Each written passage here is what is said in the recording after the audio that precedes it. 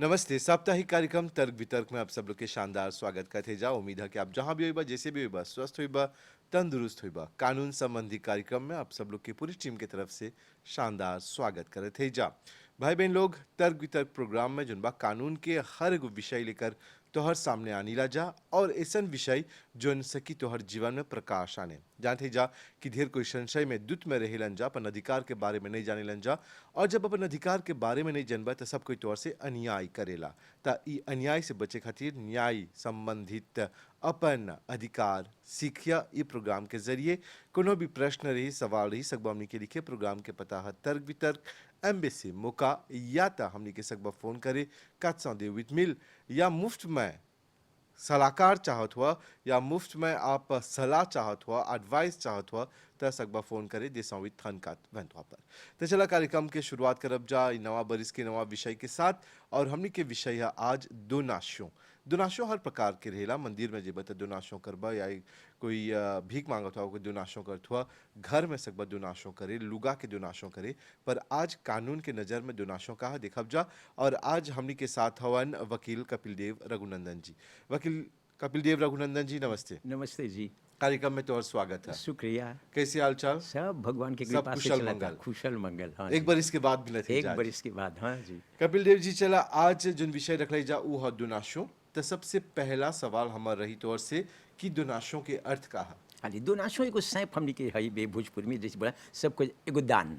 कैसे एगो आदमी बोलेला कब मज एगो हई एगो कुछ देखे, कभी अपने भी बोल रहा कि कब जाय सी वाला में सके एगो दान दे, एगो पैसा दे। कोनो तारेल देखब से एक बार आदमी उससे वाला मोस्के के या लेग्लिस के एगो दान देवेला, एगो भूमि दान। दान बहुत प्रकाश के ह। कभी तो हमने है बोले सा कन्या दान, ई भी एगो दान है। एगो बाप मजे अपन लड़का देवेला एगो दान को मजे एगो हई में ई भी मजे हई दानी है। तो दान ई एगो है एगो कॉन्सेप्ट है कि जब एगो आदमी एगो ग्रेचुइट में कादो में एगो चीज देवता एगो दूसर आदमी के या इंस्टीट्यूशन के भी देखब सा लिमन से हमेशा जैसे बोले रहला हमनी बात करब सा हई दोनाशों में हमें छुले कर ले गल सा लाइकली। यानी कि हमनी के हर एगो विषय में टुकड़ा टुकड़ा में आ रहल। हाँ जी। तो आज जोन दोनाशों है ओकर पर बात करते जा। कानून के नजर में दोनाशों के बारे में बतैला। हाँ। जोन देवत हो कोई के मुफ्त में, वो एगो दान है। हाँ जी। कैसे की एगो दान करे? अली पहला चीज देखला सब आदमी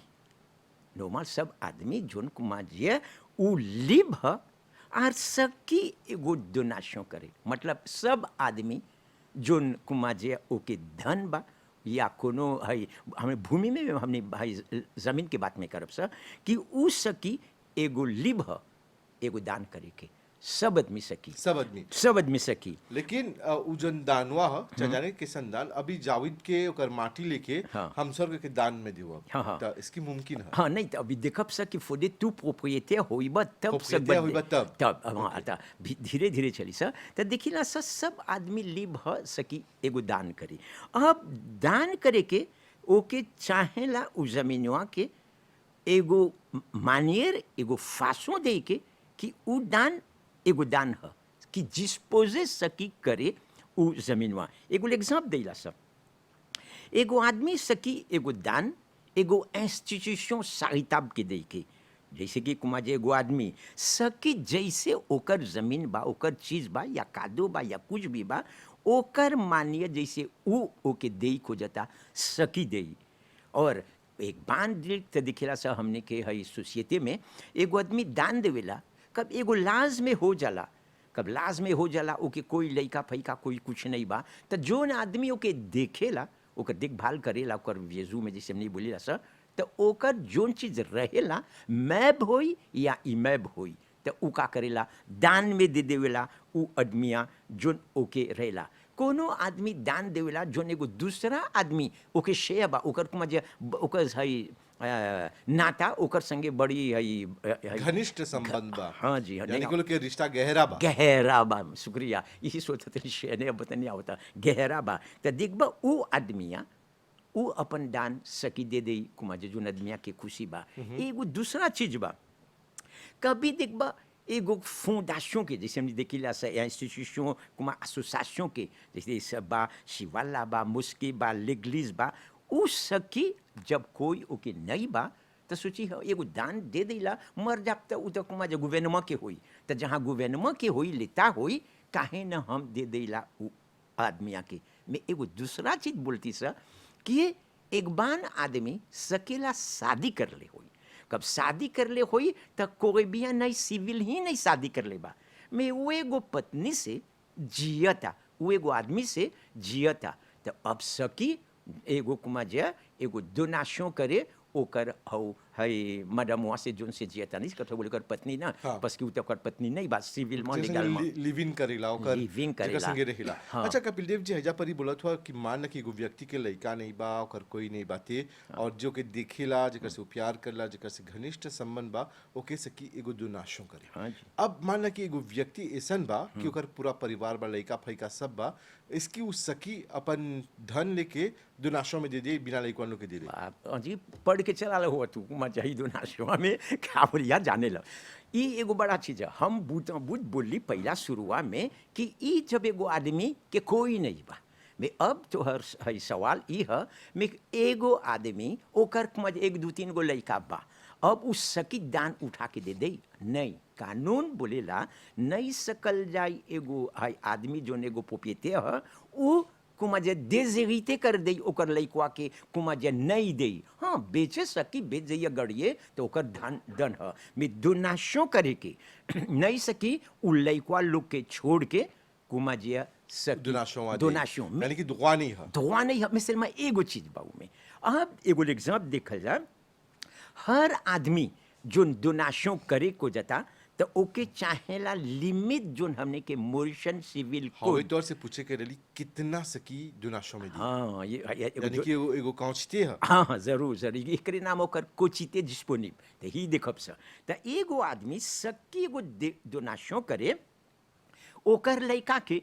कब ओकर लइका के है कुमा जे दोनाशों कर है देवेला जोन ऑटोरिजे करेला है कानून एकरे जोन हमनी बोले सभी कुछते डिस्पोनिब। अब एगो नहीं सकी एगो एग्जाम्पल के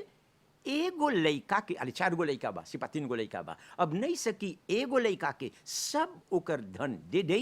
और जोन दूसरा बा ओके कुछ नहीं दे ई कब उ मर जाई जोन देलेल बा दोनाशुआ द ओकर डिफेंस जैसे हमने बोले ऐसा कब उ मर जाई तो ओकर लइका सकी अताके करे ई दोनाशुआ आर कानून बोलेला नहीं सकी एगो लइका या एगो बाप दे दे एके गो के कि अपियते करी हो दूसरा के भाग में कुमा जे अजगे दूसरा लइका लोग के तू नहीं देला मिसल में जोन ओकर कोचिते डिस्पोनिब अभी एक्सप्लिके करब से ई ह का ई कोचिते डिस्पोनिब हुआ उ सकी हमेशा देख लें सर हमने के है पुस्तक में केस में आलबा एगो बाप धन दौलत ओकर ह अब का करता उ ओके कुमा जे सोचले बा कि हमर लइका बा कैसे हमने उ धनवा देव सा अब लइकवा करे के कुमा जे दे के ओके धन दौलतवा तो ओके कानून देवेला एगो लिमिट ओकर पोषो जोन रिजर्वे होवेला एकरे नाम ह कोचिते डिस्पोनिब उ से सकी कुछ करे एगो एग्जाम्पल देला सर जो नौकर है हाँ हाँ जो नौकर है जो नौकर पार में गिरी हाँ हाँ जन वही ओकर जमीनवा तो सब ओकरे है तो सिबोसो 3 गो लइका बा अभी 3 गो लइका में या नो शुरू कैसे एके गो लइकवा में कब एगो लइका में बा एगो बाप सके उस नहीं नेसेसरी बा ओके सबे लइकवा के दे दे सकी आधा कुछ दे डिस्पोनिब अभी बा कानून बगल से उ आधा से सकी कुछ करे कोई के दे जैसे बोली दोनाशों करी दोनाशों करे कुछ करे मिसल में आधा जोन बा अपन लइकवा खातिर रख ले बा अब ओकर कोचिते डिस्पोनिब ऐसे है हमने के कानून में। अच्छा हजा परी कपिल देव जी जब बोलत हुआ कि ओकर कोचिते जुनबा वो निर्धारित है हाँ। यानी कि नहीं सकबा जस्ती दे हाँ। या कमती तो नहीं सकबा बोले कमती सकबा दे कमती हाँ। सकबा तोहर खातिर रखे पर कौन कौन कोजिशों बातें वो दोनाशों करे हाँ अभी हमके मन में दोनाशों करे कि हमके चाहे जाने कि कौन कौन कोजिशों से वो जुड़ल बा बंधल बा जब सकब आगे बढ़े। आले पहला चीज जे लइका नहीं होई तही तो लइकार पत्नी भी बोलते ओकर फामी जे नहीं होई तो उ सकी कुछ करे ओकर से सकी सब दे दे जे के ओके मन बा मिसल में का होएला एगो लइका ओकर सिबोजों बा सदिया से अब देखिला सा कौन कौन ओकर कुमा जे कुछ ते डिस्पोनिब ओकर ह जब एगो लइका बा जब उ दे से दे हो जाला तो उ लइकवा जोन बा जियता फिर पितेर बन जरा उ हाँ आधा जमीन ओकर रहेला आधा। आधा हौ कोचिते डिस्पोनिबल जोन ओकर बाप के रहल बपुआ सकत हई मरे के अगाड़ी या हई जीते ही में कोई के मन होई दे के सकी दे दई। अब हमने देखिला सा लामुआछे तो बोली से ना आधा ओकर रही बेटवा के आधा जोन बपुआ रही उ कुछ सकी करे। अब जे ओके दूगो लइका बा एगो के तो देख लेली से आधा दई। अब जो ओके दूगो लइका बा त ओकर कोचिते डिस्पोनिबल जोन बा पतास कब करी त उ लइकवा के बांटल जाई देचिए जमीनवा सकी देई यानी आ कि एंचिएवा यानी कि जब दूगो लड़का रही हाँ। त उ जो एगो लड़का रहता आधा रही आधा जी, हाँ। दूगो लड़का रहता 3 भाग में के बांटल जाला। हाँ यानी कि एगो पवा निकाल के दूगो के जब दिबा त एंचिया हो जाला देचिया। नहीं नहीं दे लइका रहेला हवे तब भाई, त देचिया। हाँ तब देचिया त उ जोन एंचिएवा रह गल बा रिमेनिंग जैसे बाकू मजा कुछ दोनाशो हाँ ना हाँ कुछ करी जैसे हाँ ओकर donation कोचिते दे। के मुताबिक। ओकर हाँ कुछ हाँ ओकर कोचिते के मुताबिक। अब जे ओकर 3 गो लइका बा एगो देखली सा दूगो देखली सा तब ओके चाहेला ओकर कोचिते डिस्पोनिबल जोन हुआ लइकवा लोग के सकी दई 3 कार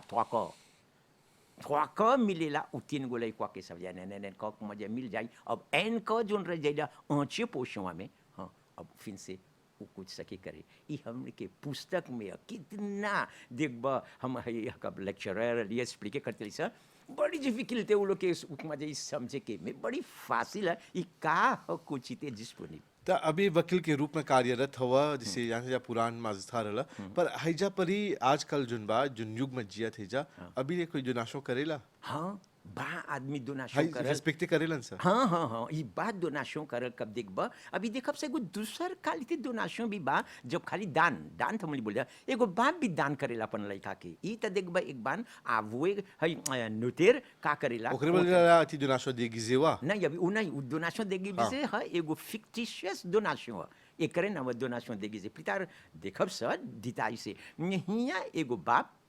जाके बेचेला नहीं नुतेर हिया ओकर जमीनवा जोन बा ओकर लइकवा के ओके ने परी फ्रे पे करके तब ना हाँ मैं ई एगो चीज अभी नोटेर करेला फासिल तो कोले बोलेला मैं हमरी दोनाशो देगिजे कब देखब सर तो बताब से ओकर प्री ओकर वाले कैसे ओकर l'avantage ओकर désavantage सर। कौन ची करेला मैं हिया देखिला सर एगो बाप जब ओकर कोचिते डिस्पोनिबल के मन हो एगो जमीन दे के तो उ सकी एगो लइकवा के एगो लइका के या एगो voisin के या एगो इंस्टीट्यूशन के ओके दे दे मजे आर जोन रख लेबा ओकर लइका खातिर। अच्छा मानला कि ओकर दूगो लइका बा घर में और बहरा में जुन बा एगो लइका जन्मा देली बाती उ। हाँ हाँ त डिक्लारे ओके- कर लेबा हाँ हाले नहीं डिक्लारे नहीं कर ले हाँ, पा हाँ, अच्छा। अब ओके मन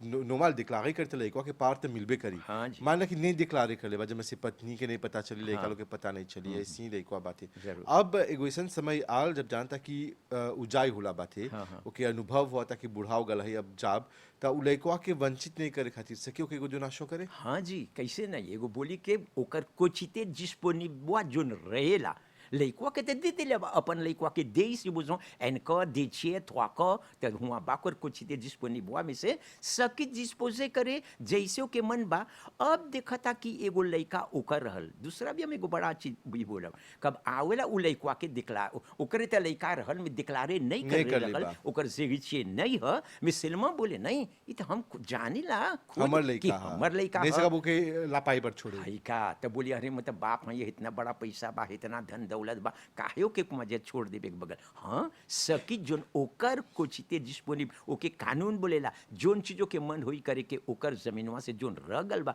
ओकर कोचिते डिस्पोनिबल सकी दे। अब एगो जोली चीज कब बोला तो हमके याद आवता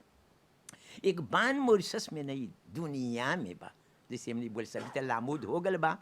एगो आदमी रहता एगो मित्र संगे कब रहता एगो मित्र संगे ओकर संगे दिन रात उत ओके खई खियावता पियावता पकावता सब चीज ओकर खातिर। अब कैसे उस सकी उ मित्र स्वा के जोन बा शायद घर भी बा जमीन बा कुछ बा लइको बा ओकर आदमी आके तो सोचा था ई त हम कुमाजा कैसनो एगो मित्रेस हमर रहल कैसे वंचित करब ओकरा कैसे के कुमाजे कब वही कोई तो हम बुढ़ाओ गईली कोई हमके नहीं देखता ई हमर एगो आदमी जो दिखले बा हमके लिमन से हाँ सकी मेम की ओकर लइका सिविल जोन डिक्लारे कर रहे रहल ओके कुमा जहाँ ओकर कोचिते डिस्पोनिबुआ देवेला कैसे हमने देखली सा एनचे देचे थ्वाको में बोली हमके जोन रगल बा ई हमर भाग डिस्पोज करी जैसे ओके मन होई त देख सकी मित्र स्वा के दे दई ई एगो चीज अच्छे रहल पसी काहे नहीं कि एगो आदमी कुमा जो तोहरा ओकीपे करता जाने ला हमने एगो सोसाइटी में जियत है सा ये अच्छा जाने के कभी देखबा अपने लइका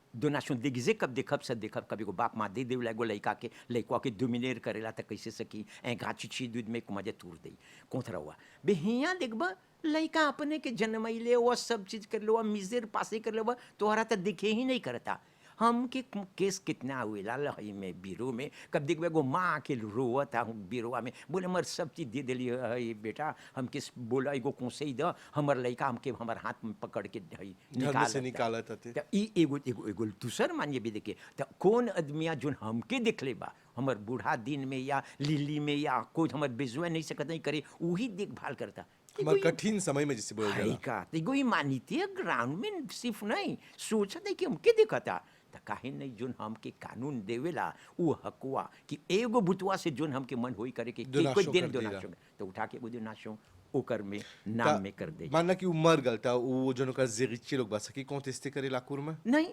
जब नहीं यहाँ तन बोली ना कोचिते डिस्पोनिबुआ देवता जोनो के भाग लाकुर देवेला उ कुछ सकी करे जिस मतलब जे कुछ सकी करे त जेगी चिवा त नहीं सकी कोतेस्ते करे ना पास देखले लीजा कि एगो प्रोग्राम में जब एगो व्यक्ति जोन बा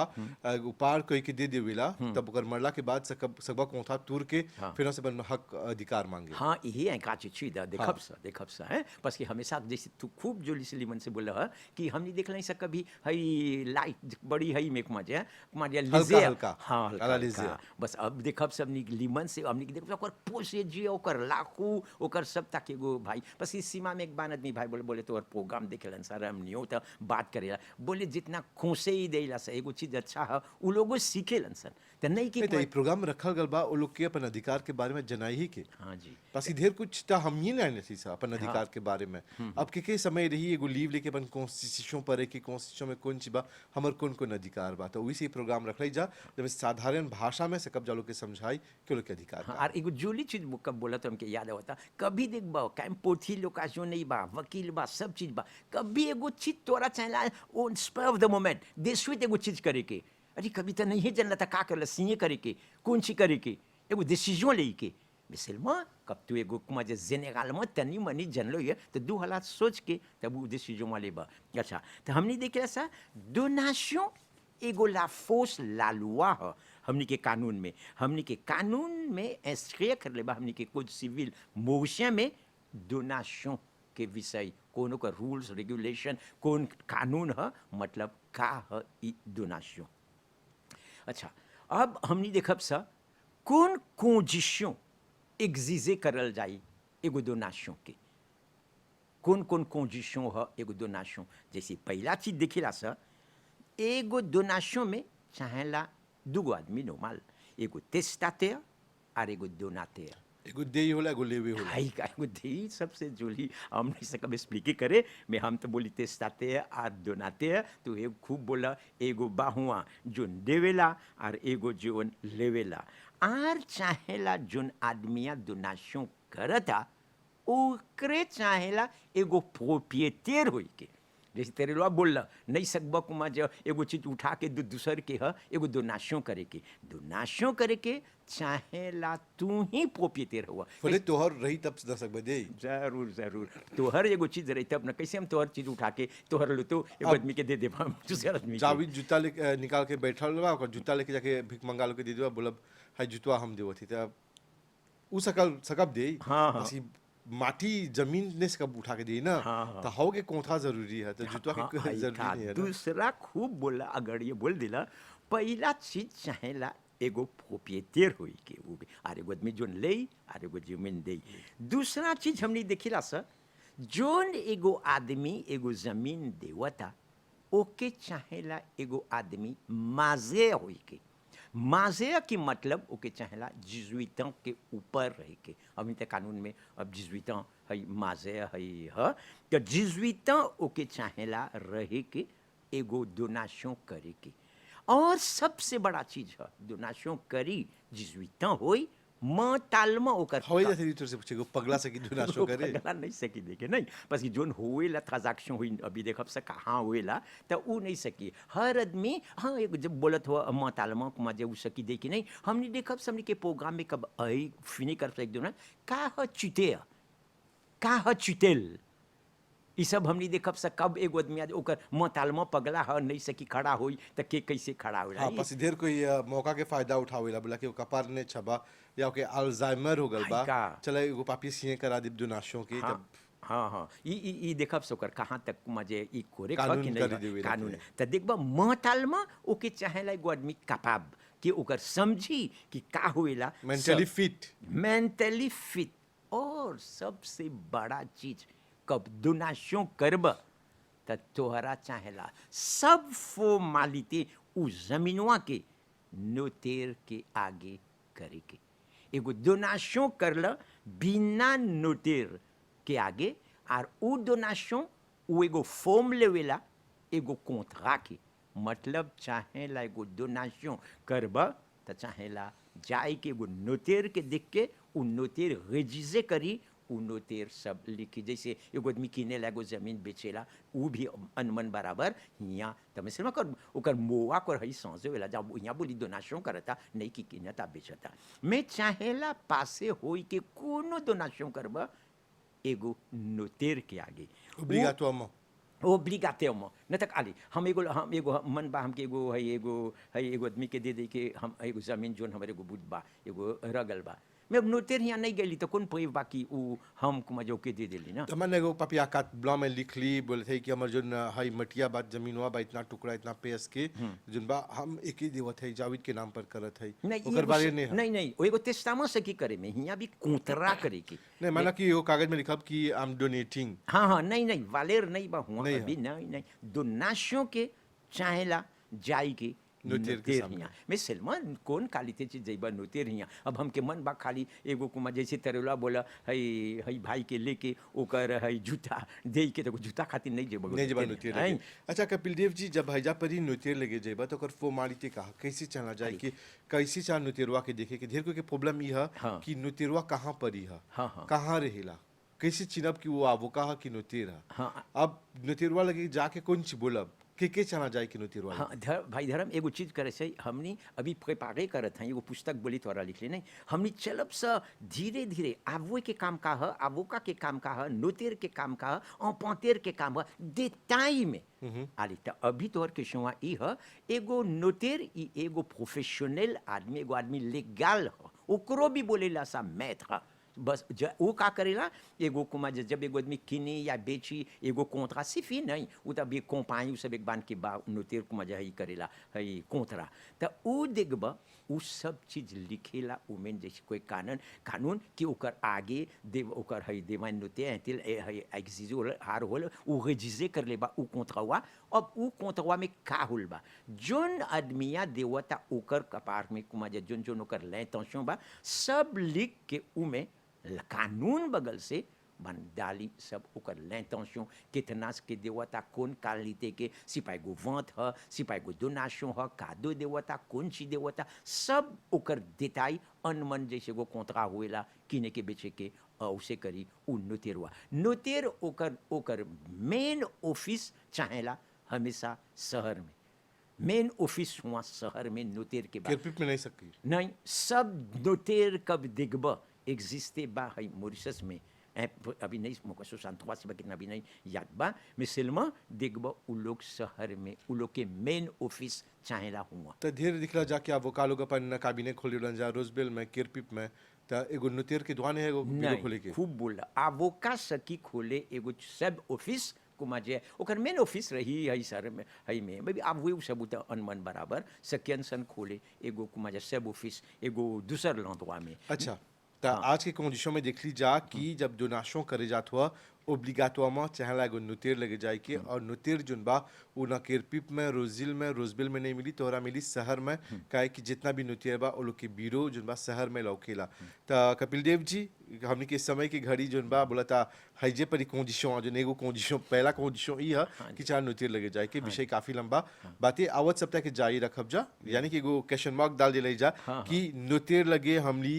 भेंट आप जा भाई साहब साली अंत में कोनो संदेश नहीं हम तो बोले कुमार जी देखा जब तक सगब भगवान के बोलन सन काम करब लीमन से जोन चीज सगब अपन हाथ से उठा के एगो दोनाशों करे जब बाड़ा एगो दोनाशों करे तो ई सोच ल तोर कर्म कुमार जी कब हियाँ कर दिल ऊपर के यानी कि जितना बुरा कर्म कर लेवा दुनाशों देबा तो कर्म घट जाला जरूर तो चला भाई बहन लोग दान करते रहिए और दुनाशों के बारे में आप लोग जाने खोजत हुई बस जस्ती और कौन कौन कोजिशों कर सकता बंधल बा जुड़ल बाते तो जुड़ल रहिए तो हर कार्यक्रम तर्क वितर्क के साथ आवत सप्ताह फिर मिलब जा यही कार्यक्रम के साथ पूरी टीम की तरफ से धन्यवाद शुभ रात्रि नमस्ते